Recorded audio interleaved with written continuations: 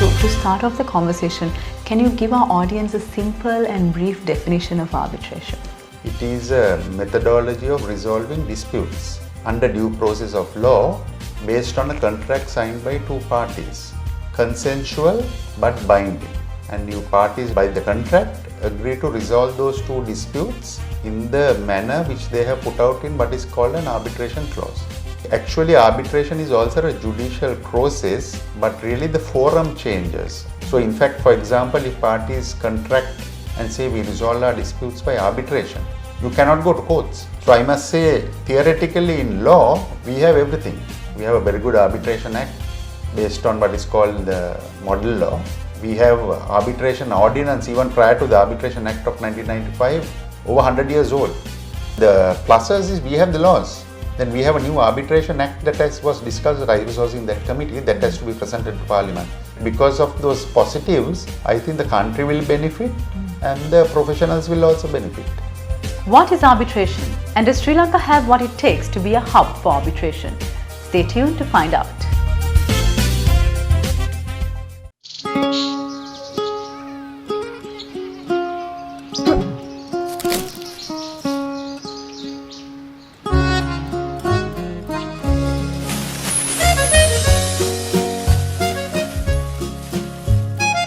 Some bonds give more returns. Get more security and more interest on your fixed deposits from Sri Lanka's largest finance company, LMDtv Finance.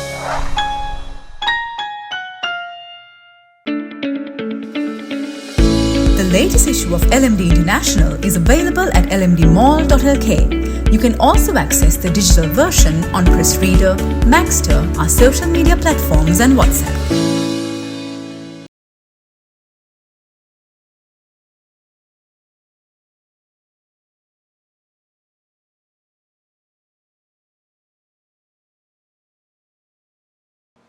Hello and welcome to LMDtv. The topic of conversation today on the forum is arbitration, and I have with me Mr. Hiran De Alwis, who is the chairman of the Board of Governors of the Sri Lanka National Arbitration Centre. First and foremost, Mr. De Alwis, thank you very much for accepting our invitation. Thank you.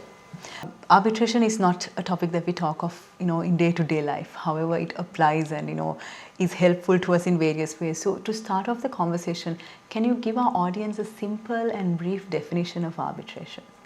Yes, so arbitration, the name connotes some legalistic term, but to put it in simplistic words, it is a methodology of resolving disputes under due process of law based on a contract signed by two parties. So it is consensual but binding, and new parties by the contract agree to resolve those two disputes in the manner which they have put out in what is called an arbitration clause. So that is in simplistic words the terminology. And if I ask you from a layman's point of view, the difference between an arbitration process and a judicial process? Yes. So that's a good question. Actually, arbitration is also a judicial process, but really the forum changes. So the common perception is for any dispute you go to courts. And then, as I explained, if the parties have contracted to resolve their disputes by this methodology of arbitration, which is governed by an Act of Parliament and an international treaty, over 165 countries have signed that. That's called the Magna Carta of basically international arbitrations, the New York Convention. So based on that, parties agree to resolve their disputes by arbitration. They appoint an arbitrator, which is set out in the clause, and that arbitrator is bound to give an award, something similar to a court judgment, based on the facts and the law of that particular dispute. So the difference between court is in the sense the judge is appointed by the state. Here what is called party autonomy. It's a freedom given to the parties to choose their arbiter or their judge. Of course, it has to be independent, impartial and competent person. So that is the primary difference. Secondly, it's not in the public courts, so it's in private. So if you want confidentiality and all that, it is useful. And once you get an award, arbitration award, then you go to the high courts to register that award, and then the judicial mechanism takes over to make sure that the party pays. Right. So that is the slight difference, but is fully recognized in law. No. Yes. Whatever decision is taken is Oh, yes. binding. So it is binding because there is an act governing. So in fact, for example, if parties contract and say we resolve our disputes by arbitration, you cannot go to courts. Oh. So that is why awareness of that is important. If the other party, if you go to courts and the other party does not object, then of course the court process can go. But invariably a party will object. And international trade, 99% worldwide is governed by arbitration. So knowledge of this subject is critical. Crucial, yes. Yes. Talking of international trade, how do good arbitration practices of a country add value? Yes. So for example, in most of these indexes, ease of doing business, etc., a good arbitration mechanism is marketed as a tool for that country's economic progress. So I must say, theoretically in law, we have everything. We have a very good arbitration act based on what is called the model law. Then we are signatories to this treaty, and we have arbitration ordinance even prior to the Arbitration Act of 1995, over 100 years old. So all that legal mechanism is there. So what we need is a bit of efficiency into the process.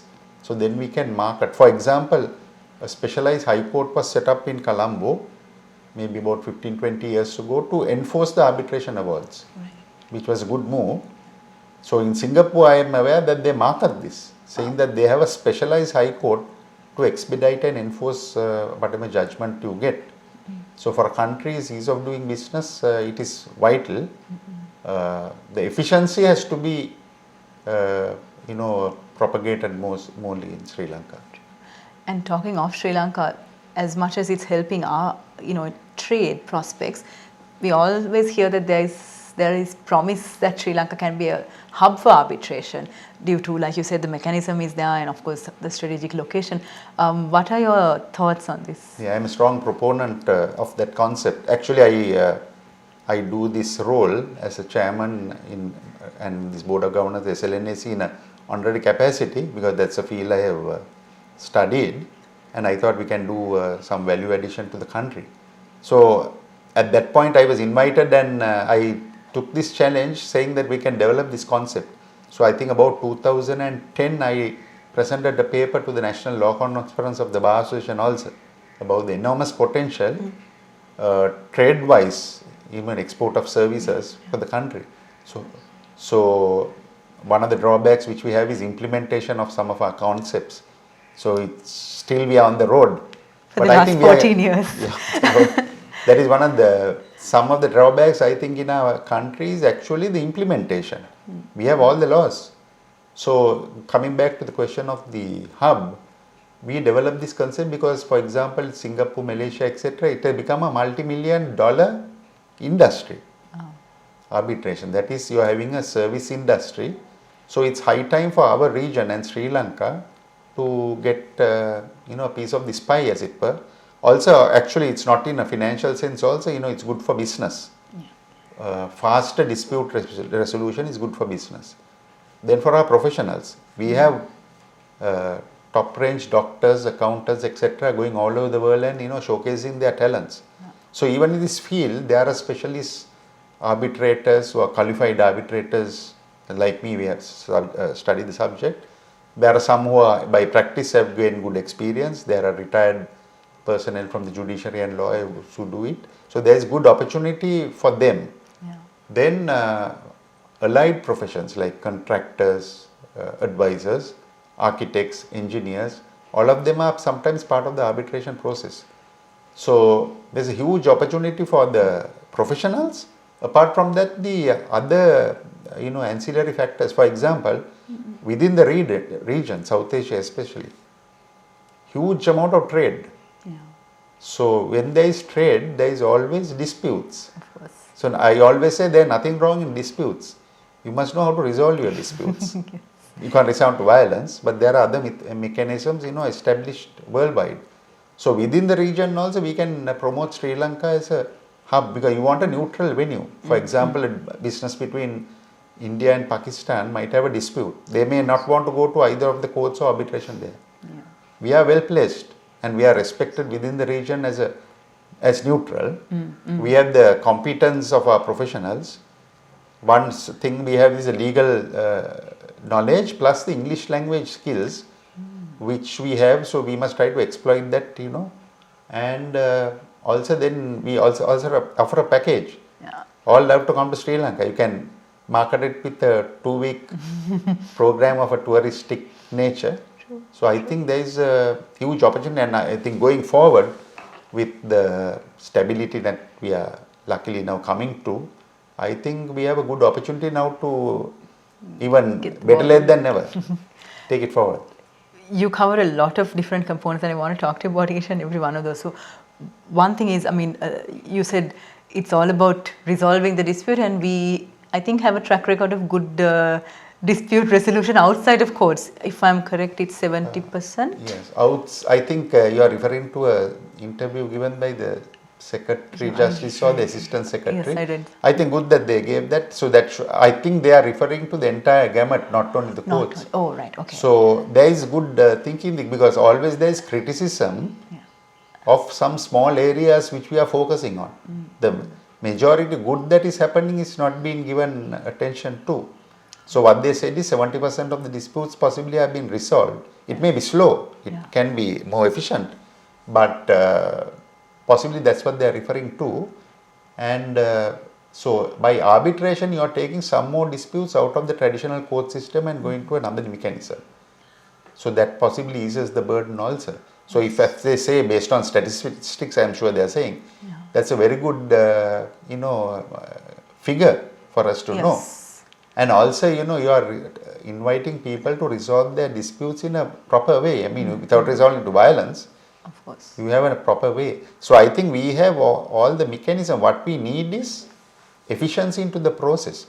Now, if I may quote, arbitration actually is called private sector dispute resolution.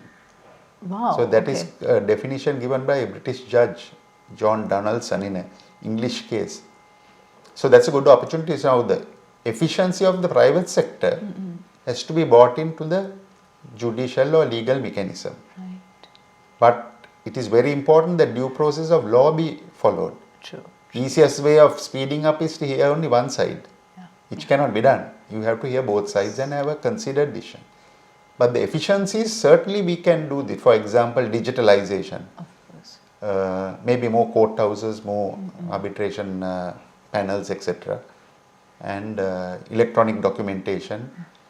And so a more push towards efficiency would help even the dispute resolution mechanism. Because for a party, his case is the most important thing. Whereas for a judge who is hearing 20-30 cases a day, it's sometimes humanly impossible to tackle that workload. So there is a practical way of looking at it. True. But if we can ease the methodologies used, for example, as I said, digitalization, translation, etc., then the system can be made more efficient. Are there any, you spoke of Singapore doing this. Are there any lessons that we can learn from the region, for example, Singapore, to pave the way towards efficiency? Hugely. Humbly, I must say, we have to learn a lot, maybe Singapore, Malaysia. So, in the sense, they have a lot of support, infrastructural support from the state. So, I don't think we are getting that. Now, our organization is purely not-for-profit, comprised of various individual organizations and individuals. So, we have maintained our independence. That is very, very important. So, state should act as a facilitator, to provide a better place, or, for example, setting up a separate court, or staff for the separate court, translation services, etc., etc. So, Singapore and Malaysia, the state is investing heavily in that. So, that has helped them to become a, this multi-million-dollar industry. So, we can learn that from them without the state interfering in the judicial or arbitral process. That is also very important. True. So, that we can learn from them. Just the facilitating role. Yes. And you spoke of the human side of things, that we have talent. And I'm very interested in, you talked about allied professionals. Can we expand a little bit on that? Yeah. Talent, definitely we have talent. Now we have been practicing here for 25 years. When I see some of the younger professionals coming up, not only in the legal field, other fields, I feel very positive that we have very good crowd of younger people coming out of this country who can really take this country and various fields forward. Maybe a few are migrating at the moment, which is a loss. Yeah. But I am very positive, interacting with some of these peoples in our country. So, allied professions, for example, now with this changes in education, people are going into non-traditional areas also. For example, mediation is coming at a new area. Okay. People are going into arbitration.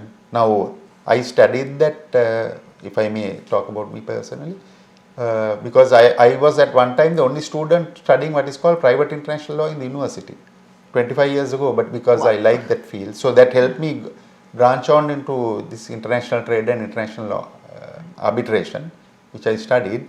So coincidentally, 25 years later, I'm in this post. That's why I thought giving back something and, work in this organization. So other professionals, for example, architects, they can give their expertise in how to resolve a complex design issue which has arisen. Yeah. Engineers, for example, if there is something problem with piling or width of a foundation, etc., they can come and give their expertise. Okay. Quantity surveys come and give. Then if it's a complex financial matter, you can get the expertise of an accountant or those kind of. So it's not restricted only to lawyers. Okay. So legal input is essential, how you structure an arbitral award and make sure that is recognized by court. Yeah. So that even within the field there is an opportunity for others. And how can we motivate more people to step up into the field? Yes, so one option I think is to tell the younger people, for example, who are, let's say, studying law, there are various other fields also. Well, not some like to go to court and practice. Yeah. But there are other fields, you can be an arbitrator or you can be an advisor to arbitration or you can help in preparation of claims. For example, there are a lot of financial claims that have to be prepared. Okay. So you have to be specialist in that area. So I think there is a way of branching out into these sub areas, and that will also, I think, generate more interest for people who don't want to go into the same traditional way of doing things. It's time to take a very short break, but we'll soon be back to talk more about arbitration. What makes a truly awesome insurance company? Is it the skills to manage big numbers and big responsibilities? Well, that's definitely part of it. But there's more. It's the people. They're awesome. Super passionate about looking out for others and putting in their time for people's finances. It's not just the people. It's how we do things that's awesome. From being trendsetters of the industry to being connectors or inventors. It's about well-being and how we achieve it. Our teams hustle non-stop to meet the needs of the people. That's why we're on the rise. But it's not just about how we do things either. It's about how we improve things. Helping our clients thrive in a world that's full of awesome goals to achieve. Making the maximum out of the minimum. But wait, there's more to it. There's one last thing that truly makes an insurance company awesome. It's that we care about our people and our customers. All of this combined, it's been a pretty awesome year. And we're excited for tomorrow.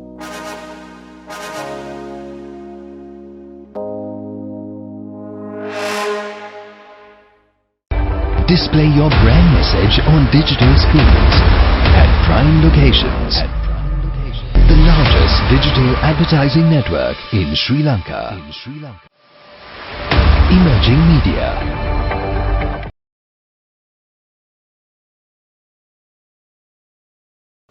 Welcome back to the show. We're talking about arbitration with Hiran De Alwis, who is the chairman of the Board of Governors of the Sri Lanka National Arbitration Centre. Mrs. Alwis, from what you're saying, we have what it takes, we just have to get the ball rolling. Just to show how important this is, what are the prospects and the opportunities that you see for Sri Lanka in terms of arbitration when we look at, and also looking at international trade?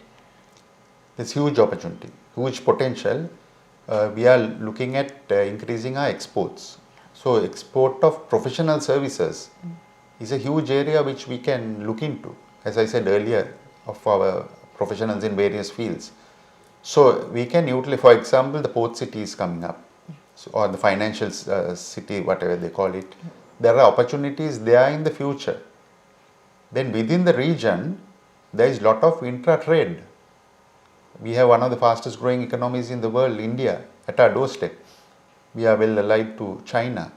So there is a massive trade block surrounding Sri Lanka. So that helps us to position ourselves as an independent dispute resolution center. So that gives a lot of opportunities for professionals and even to attract these disputes to Sri Lanka to resolve. For example, one thing we promote is what is called the UNCITRAL arbitration rules. That is United Nations trade related set of rules which they have established, which I am a strong proponent of because it helps common and civil law countries together. So also it is less cost effective, I'm sorry, it is more cost effective. Yeah. So it's very good for our entrepreneurs because sometimes you go overseas and you get caught to a dispute, you can be wiped out. True. So all in all, I think we have a huge opportunity of generating this traffic from the region, from other countries, and also a platform for our entrepreneurs instead of signing contracts and getting sued in London, Paris, or New York. Not that I'm saying that's bad, they are bad, but it is more cost effective and faster and cheaper. So for example, one trade chamber once was telling he never knew that all his profits can be wiped out within 1 year with a ill-conceived arbitration clause. Wow. For example, it's called in legal mechanism the midnight clause, because businessmen look at getting a deal done. Yeah. So at the last moment they get some legal advice. Then this is called midnight clause because they put in this last moment. You decide, you have to have a clause for how to resolve your disputes. Then either it's a cut and paste or with ill advice they put in. So then they will not see which law will govern you. You have to decide which law governs you. Right. If your contract is with overseas party, whether it's the Sri Lankan law or law of England or law of Qatar or China or whatever. So you can get wiped out. Yeah. Same way they'll say the arbitration has to be held somewhere else where, the plane ticket might be prohibitive to go there. So you'll be without a remedy because you can't go to courts. Wow. So it's very, very important that basic knowledge is there, and it's well worth, it's a good investment to get some proper advice. True. How to, structure arbitration clause, because that will save you disputes later. And no one, I think, thinks of this, from an entrepreneurial point of view. Yes, it's very so that is part of our mandate is to have awareness. Yeah. So that's why we are thankful that you all have invited us and to give a bit of knowledge on this topic. We have gone and visited trade chambers even out of Colombo and told them, the importance of this. I always say an example of two young boys from, I think, Morato University about 15 years ago who developed a software product. Apparently copied the contract online and they never got paid.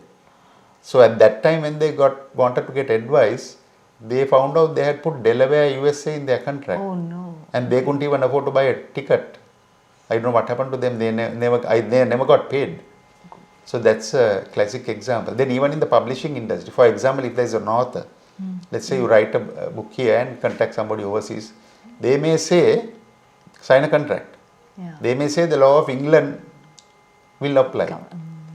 Or they might say dispute resolution, arbitration in Qatar or Abu Dhabi or Singapore or London. So you must be aware, then a writer who does that job, and if they don't get paid, then only you will realize the predicament you are in. So Sri Lanka at that point offers a very good forum. We can say we'll have it in Colombo. You can have an independent mechanism like UNCITRAL governing you, and then the parties can decide what law to apply to them. So I think a basic knowledge of this is very, very important. Very essential. Very essential.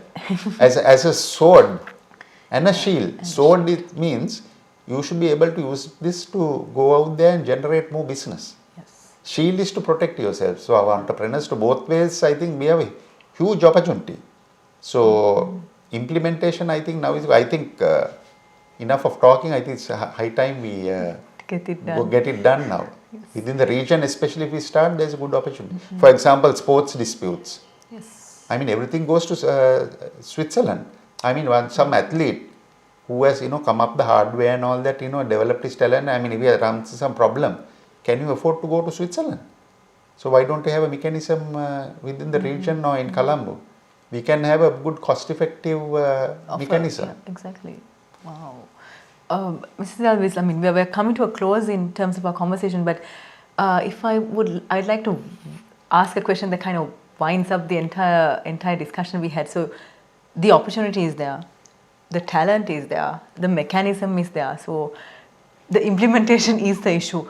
If you were to list certain strengths that we can capitalize on and leverage, and certain weaknesses that we have to overcome, what would they be? Yes. So let's look at the weaknesses. One is the lack of infrastructural support. So I think we need to get that from the state. I know at the moment it's a bit difficult, but for example, having specialized court, high court with the dedicated staff and the enforcement mechanisms makes it easy even for the judges handling the enforcement of arbitral awards, because they have to be doing other work and then focus on this. So it's sometimes humanly impossible. So infrastructure is very, very essential. And actually it's not a expense, it's really an investment. Yeah. Because if a foreign investor knows that there is an enforcement mechanism specifically set out with a timeline, they'll be more comfortable. Then the other thing is a bit of the, tardiness that has got into the system. I think all of us have to pull our socks up and to make an effort to make the dispute resolution system a bit more efficient. Yeah. So one of the things which we have promoted is an expedited ancestral arbitration rules also, where parties can voluntarily adopt that within 1 year to get an award. So it's also up to the parties. Yeah. So that I think is the two main weaknesses. Efficiency, the pluses is we have the laws. Then we have a new arbitration act that was discussed, that I was in that committee, that has to be presented to Parliament. So that will make the things more efficient. Then we have all the knowledge, the skills, and we have the place. Yeah. I mean, this is absolutely ideally suited. Now, I have been to Singapore, Malaysia and all. Sometimes you feel like crying. And they have been so helpful to us, especially Malaysia, that we have, I think, one of my predecessors helped them to even get it going. Oh. So that because of those positives, I think the country will benefit and the professionals will also benefit. We've been in conversation with Hiran De Alwis, the Chairman of the Board of Governors of the Sri Lanka National Arbitration Centre. Mr. De Alwis, it was lovely having you on our show, and thank you for all the insightful discussions and conversations that we had. Thank you for having me, Ruwandi. Thank you. And thank you to all our viewers for joining us. Until next time, take care. Don't forget to subscribe to our YouTube channel and follow us on Facebook and Twitter. Thank you for watching and stay safe.